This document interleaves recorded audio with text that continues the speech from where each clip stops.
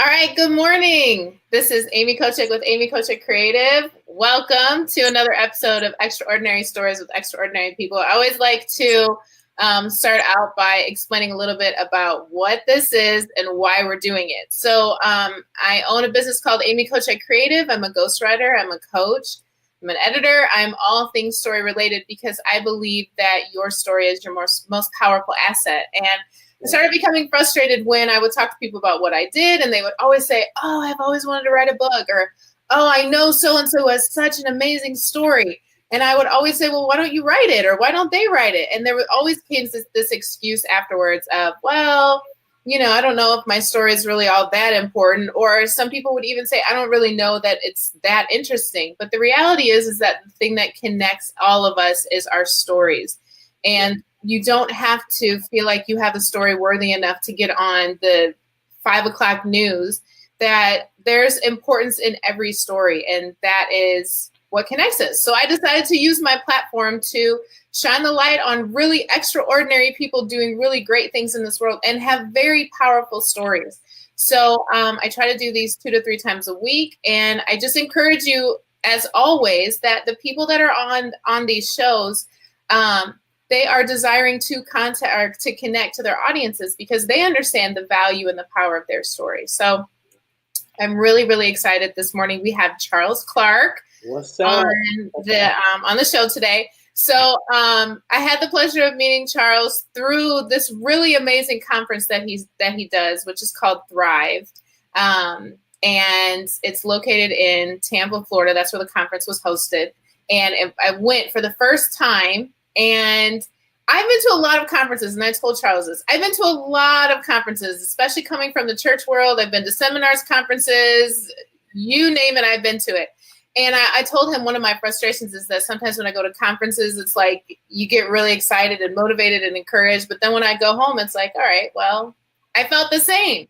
Yeah. But something different about what Charles possesses is he has the ability to give you little nuggets, and they're small, right? They're just like little nuggets that he plants in your mind that when you leave, you're still like ruminating over them. You're still thinking about them. So he has a really amazing story, doing really great things in this world. So Charles, I'm going to lob it off to you. We're going to start off. Tell us who you are, introduce us to us, any other information you want to share.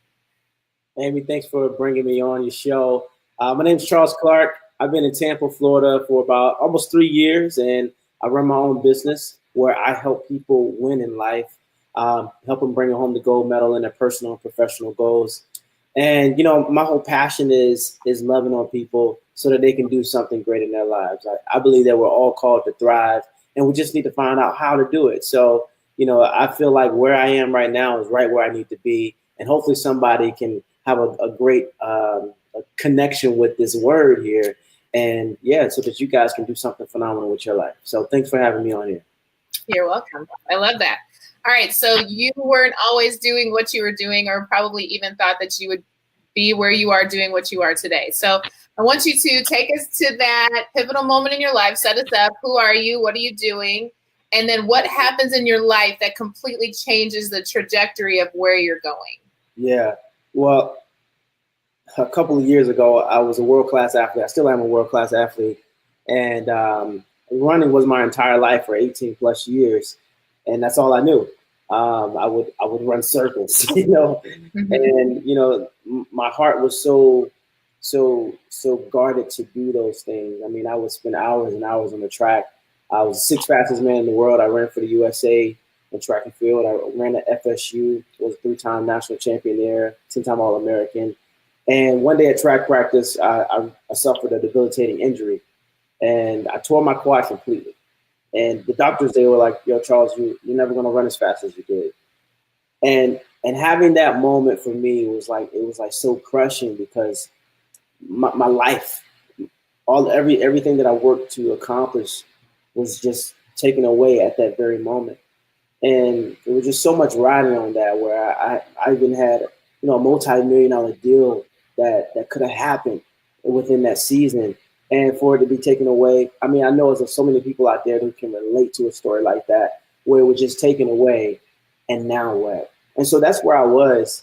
I moved back home with my mom after college, and nobody wants to do that. Mm-hmm. And I was in search of who I was. Like, who am I? What am I doing? Because all of my identity was wrapped up in track and field. Mm-hmm.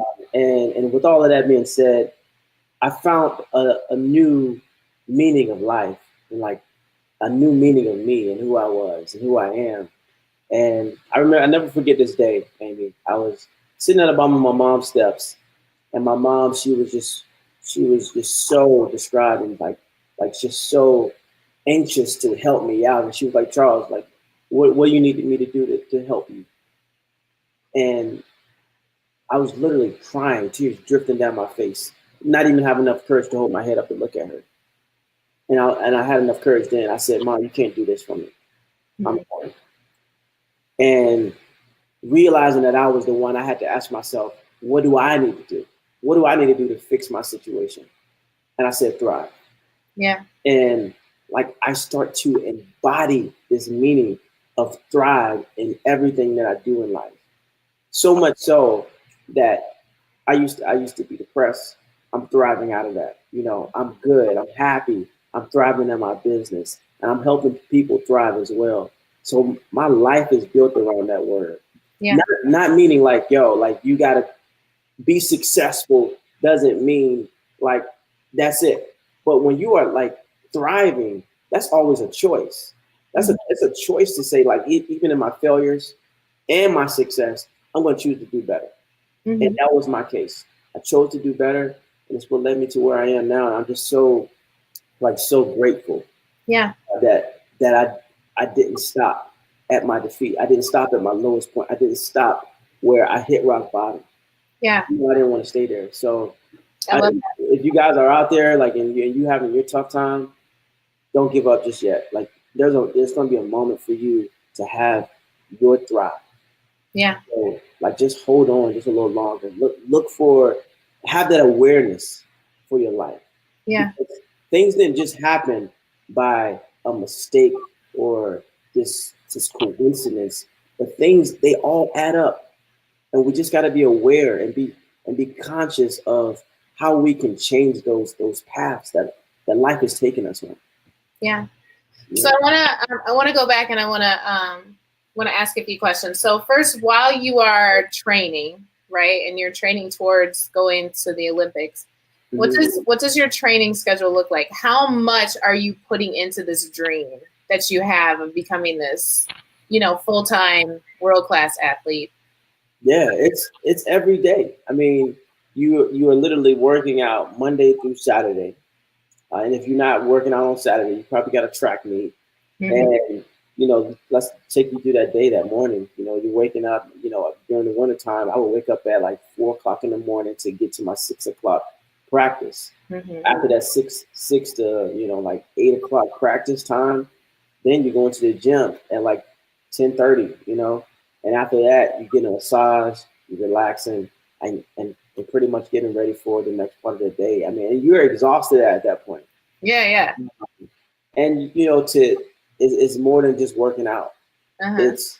It's the mind. It's taking care of your body. It's eating the right foods. That's going to get you to your peak state. And so track and field. Like when you are running track and field at a professional level, you really don't have time to do anything else. Yeah. How many years did you invest into that? I mean, since the 6th grade, honestly, Wow. My life was like track and field. That's what I knew. Track and field. Like, there was a team. Let me get a track. Let me find a track. I would go out, like my mom and my neighbors, they would look at me all crazy. I would go out literally in Virginia Beach when it was snowing. I would pull out my blocks, and I would practice my blocks. I would run down the street. Like I would anywhere I could have a flat surface, you can find me running on it. Yeah. Like so that's from age 11, and then how old were you when you had your injury? Yeah, when I had my injury, it was my senior year in college. So how old were you? How old am I now? No, how old are you in your senior year? My senior year in college, I was 22 years old. So this is spanning 10 plus years of you putting that big of an investment. Like your life was that for 10 plus years, right? Yeah. So that's amazing because I feel like sometimes people don't understand the intensity of building up to a dream, only to, this is what I think is so phenomenal about your story. For 10 plus years, that's everything. That's your plan. That's your get up. That's your fuel. That's what gets you going, right? Yeah. And in an instant, it's ripped out of you. Like, it's gone. Yeah. So in that moment, when you hear, Charles, you're never going to run to the level that you ran before. Like, the dream that you had, obviously they're not saying this in these words, but the dream that you have to kill it. It's like mourning a person, right? Like, Yeah. So take us through that. Like, what does that look like from the moment you hear that up until the moment where your life kind of shifts and you decide, I'm not going to live like this anymore? What are you doing? Like, what is? I think when I heard, I was like, you must be crazy. You don't know who I am. Yeah. I'm gonna push through this, and I did push through, but it just wasn't at that level of success where I was really thriving to. I mean, I was projected to be the next best track and field athlete, as far as the 200 meter, and so I never lost that grit. I never lost perseverance. I never lost the hunger to be great. Mm-hmm. And I just had to learn, and trust me, it took time to learn how to pivot. That might not be the case just right now. Like, you might not have that success in track and field, Charles, but what else can you be great in? Because if you can be great in one thing, like, you can be great in another. Mm-hmm. So go ahead. Yeah, so like and doing all of that during that time, moving back in with my mom, I ended up starting a nonprofit. It ended up being a top 25 business in the nation with the Wells Fargo Works projects. Mm-hmm. And we impacted over 40,000 students in Virginia, in Mm-hmm. the area. What was the nonprofit? It was called What Matters Foundation. Uh-huh. What was the goal behind it? What kind of drove it? Yeah, so my thing is, when I was in high school, I almost didn't get into college because of my low GPA and college test scores. And so I was like, I don't want any other athlete, any other student to go through this. So I'm going to create a nonprofit. I said this to myself, like, before I went to college. Mm-hmm. And it's crazy how, you really speak life to your situations. Had I known it was going to go this way, I was like, oh, no. Yeah. A little different way, like, let me just explain. But it was there the entire time. And I came back home and I created that nonprofit, thrived in it. And the little things in life, they lead to a big moment. And sometimes people don't see that. They don't recognize those little things, even in a negative way. The little things could lead to one big moment. And the little thing that I was planning in my life too, it led to me to be where I am right now. Yeah. Because I started. Yeah, go ahead. So let's go. Let's go to the moment that you said that you kind of came up with that word thrive, because I know that kind of drives a lot of what you do in business. Yeah. What does specifically thrive mean to you? Like, if I say that somebody is thriving, what does that look like? It's making the choice. And choices is all derived by commitment. Choosing to do better. Even when you're winning, I'm going to do better. And even when I'm failing, I'm going to choose to do better. So that to me is thriving. You don't have to be the best. You don't have to have this arrival moment, but it's thriving is a constant action of change to progress. Mm-hmm. That's what that is. Yeah. Yeah. So on the other side of this dream that you had to put to rest, and you come up with Thrive, you start a nonprofit. How do you get to where you are now? Like, what steps lead you to where you are now? And then what are you doing now? Like, break it down. What are you investing in? What are you putting your life into at this point? So how did I get to Thrive? Well, once you got to the Thrive, and once you're starting the nonprofit and you decide, I'm going to thrive. So what did you do with that? How did you take all those things together and invest them into what you're doing now? And what are you doing now? Yeah, honestly, I had to work on myself. When I lost track, like when it wasn't working for me, I had to say, yo, you look like crap, Charles. Like I was 15 pounds underweight trying to be a world-class athlete. Uh-huh. And I'll never forget that time I looked at myself in the mirror and I was trying to give myself encouragement and I couldn't even do it. Yeah. And so I had to make that a thing for me to do every single morning. So it became a habit for me. I started to develop these little small habits throughout my day. I call them morning starters. And so I would start to say these will statements to myself. And will statements are something that you positively affirm to yourself as it will happen. Because there's something powerful about the word will. You know, it requires action. It's something that this is bound to happen. And I had to change my words because the word want, anybody can want something. Mm-hmm. It doesn't require any form of participation. But when you start to say the word I will, man, I got to activate something. Something in my body has to begin to move and work together.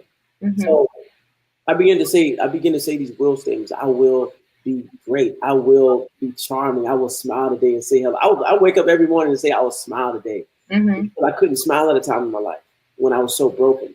Mm-hmm. And again, those little things that I started to do in the morning started to change my life. Mm-hmm. I started to make my bed. Little things like making my bed. Mm-hmm. I took the TV out of my room, living at home with my mom. I had to take the TV out of my room because I realized that the TV was holding me back from living my own dream.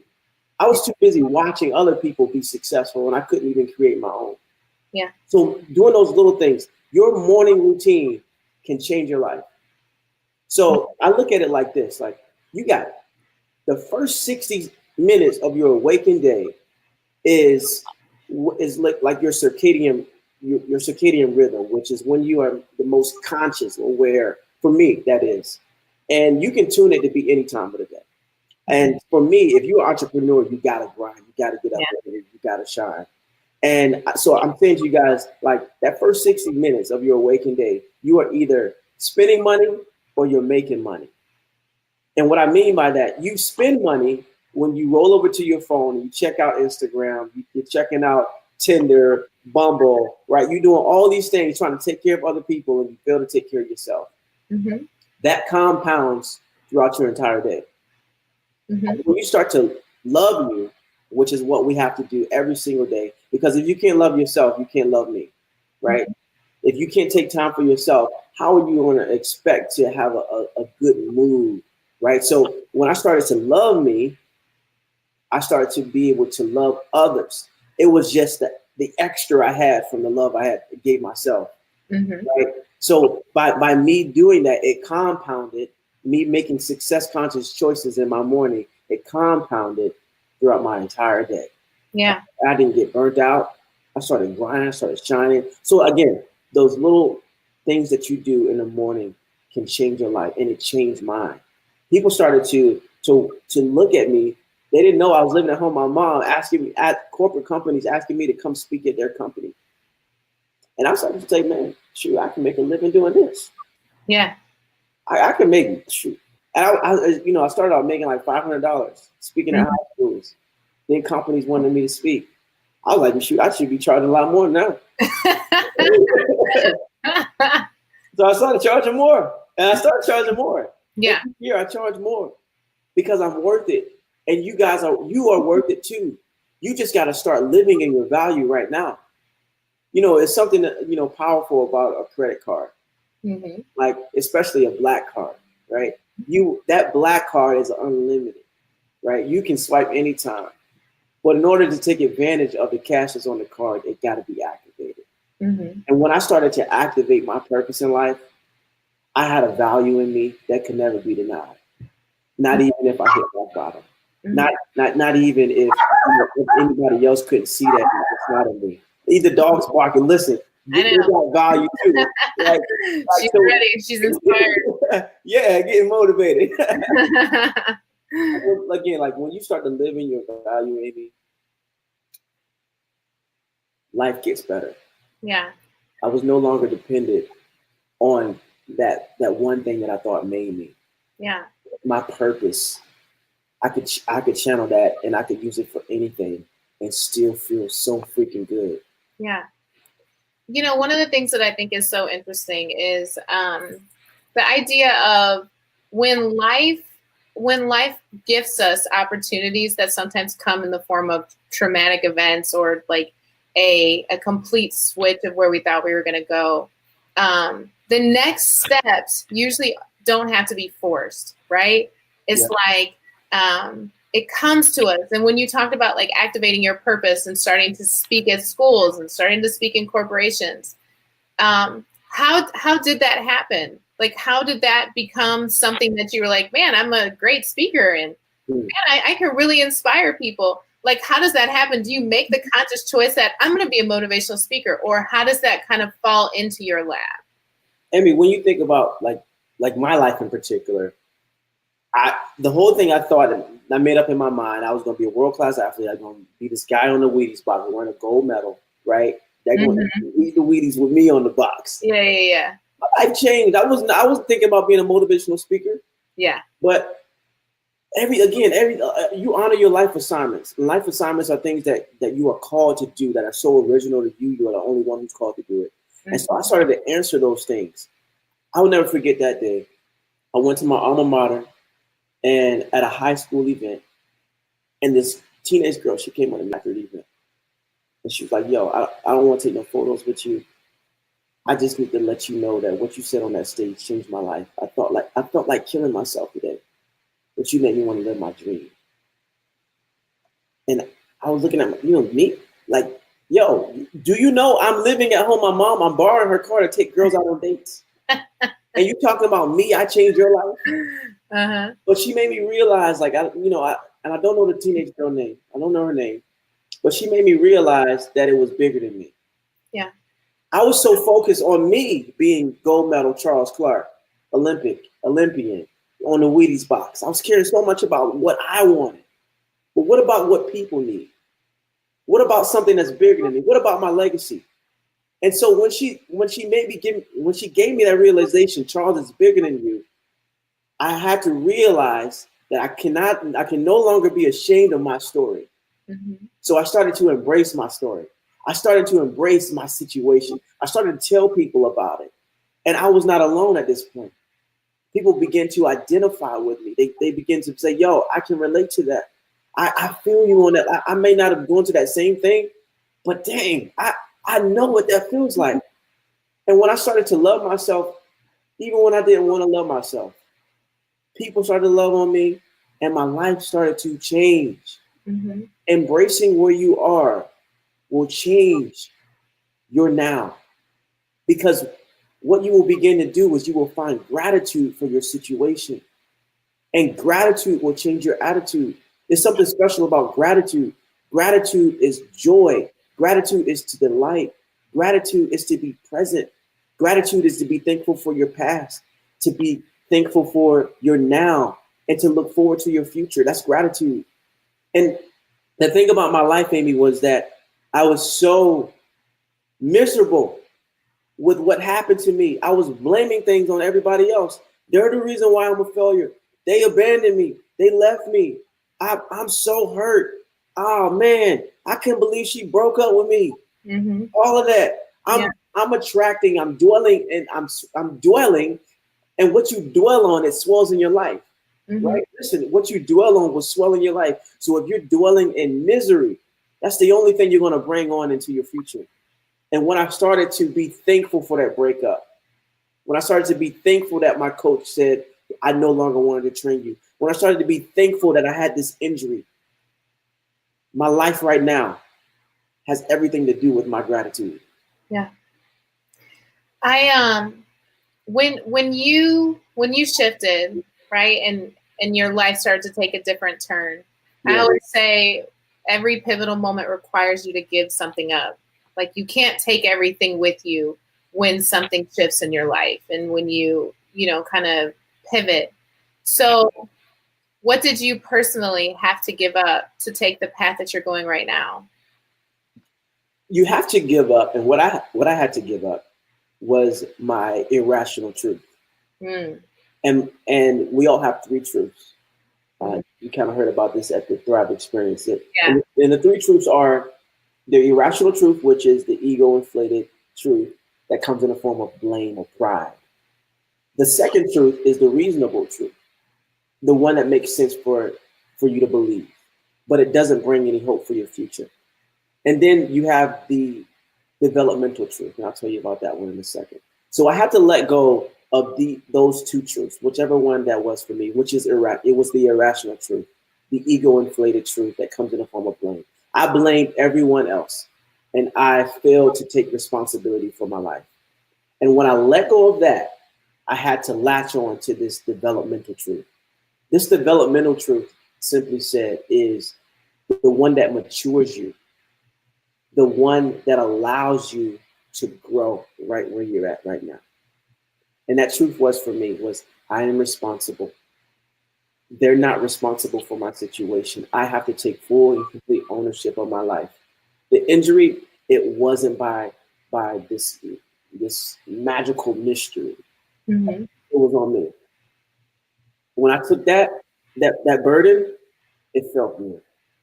Because now I am no longer letting people, outcomes decide how my life is going to be. I'm going to be the one. Mm-hmm. I'm going to be the captain of this ship. Nobody's going to tell me how my life's going to end up. I took ownership. The thing that we all have to do in life is to take 100 complete ownership. Ownership wins championships. Blame doesn't. Blame, you are sitting on the bleachers, right? Ego, you will never grow. So like when I took ownership, it was a form of me winning my championship. Yeah. It took me places. I started to travel the world thinking that track was my end game. Shoot.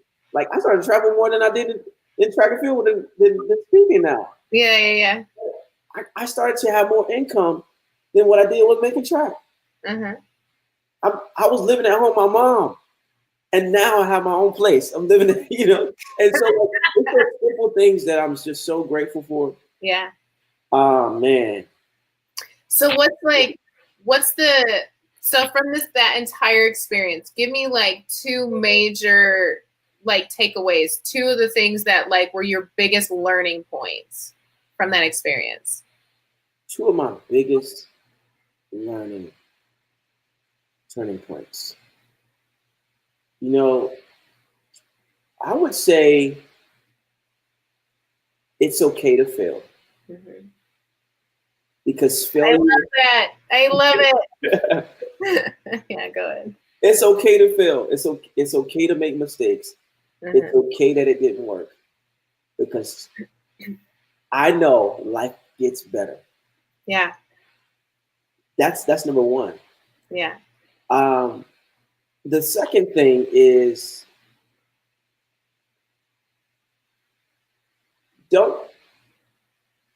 it's okay to mourn or to be in that moment of pain, but move forward.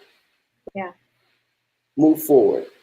Because when you decide to stay there, you are creating this domain of misery.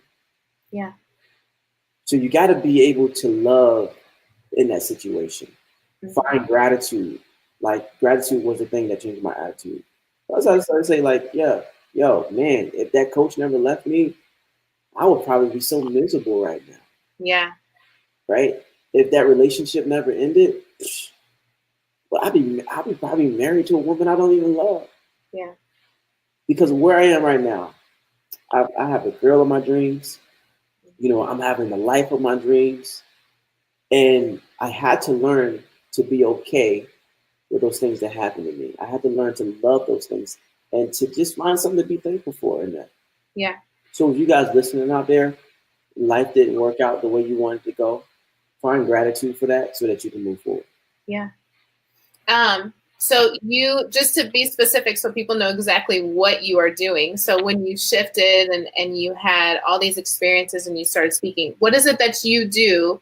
What is it that you offer to the world using all of the wisdom and experience that you had? How are you continuously putting that back out into the universe? What are you doing specifically? Yeah, so part of my business is consulting. So I go into small to corporate size companies, and I help them with their mindset, culture, and sales. So those are the big things I do on the corporate side of things. And then on the personal side, I create my own events, personal development events that allow people to thrive. That's the whole embodiment with that. I also do Thrive coaching, which is my one-on-one coaching and group coaching, um, which is really about how you can level up in your business and your personal life. Mm-hmm. And one of the things that I have currently is the Thrive Planner. Everything's about Thrive to me, right? Yeah. So the Thrive Planner is somewhere you can go, thethriveplanner.com, and it's your 90-day planner to help you move one big goal towards the finish line. Mm-hmm. I think they have a goal that they want to accomplish, but chances are, like, we're stuck. We're stuck because of maybe the lack of clarity or the lack of confidence, the lack of consistency. And I created this planner as literally a model of how I had to get over my moment, how I had to get over my failures to break through success. And so it's a 90-day planner designed to move one big goal towards the finish line. And I help them every step of the way in my tutorials. They get to join a private community. And so it's a cool experience to really get organized, have clarity and confidence to move your goals towards it. Yeah, I love it. Okay, so second to last question. So I want you to talk specifically to the people who are watching, who are maybe living in their mom's house or feel stuck, or they've recently had to give up on something, on a certain dream and pivot, or just wherever they're at in life, and they just need a word from Charles. So I want you to give them what's one piece of advice that you can give them right now, action piece of advice that you can give them. Stop making excuses. Stop making excuses for your life. You are where you are because of you. You made the choices in your life. You own them. Now own your future. And when you make that decision, when you stop making those excuses, you're going to have a pivotal moment and you're going to feel pretty goddamn good about it. Mm-hmm. Like, own your life. Stop making excuses because it ain't over. Your life is not over. Your life, let me say that one more time because y'all need to hear it. Your life ain't over. It's only going to get better when you start to take ownership. Yeah, I love that. Okay, so I'm sure there's lots of people that are like, oh my God, I love Charles. How do I get in contact with him? So how do they reach you? Where do they go? What's the best way to get in contact with you? Hey guys, the best way to reach me is on Instagram at thecharlesclark.com, thecharlesclark.com. I love to post cool inspirational videos, quotes, and even you can DM me and I'll message you back. So I love to be personal and help people thrive. So that's what I'm all about. Perfect. And in the comments, like we always do, I'll put your Instagram handle, also Thrive Planner, an awesome tool for anyone that's trying to achieve one big goal. So we'll put that in the comments. Yeah. Charles, thank you so much for giving us your time, your wisdom, your experience, all those good things. I'm sure people have learned a lot of great information. So thank you so much for joining us. Thank you for everybody who watched and who's keeping track with Extraordinary Stories with Extraordinary People. Your story definitely matters, so you should share it with as many people as possible. Have a wonderful, today Wednesday? I think so. Wonderful